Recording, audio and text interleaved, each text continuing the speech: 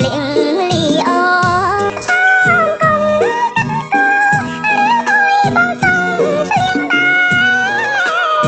បានស្លៀងជាមួយកុំព្រួយបងនឹងខ្នំថែ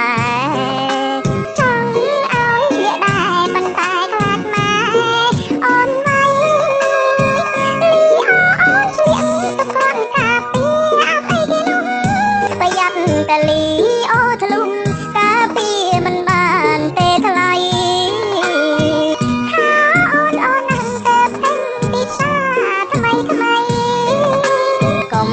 ព្រួយពិសីស្រីស្លៀងជាមួយនឹងបង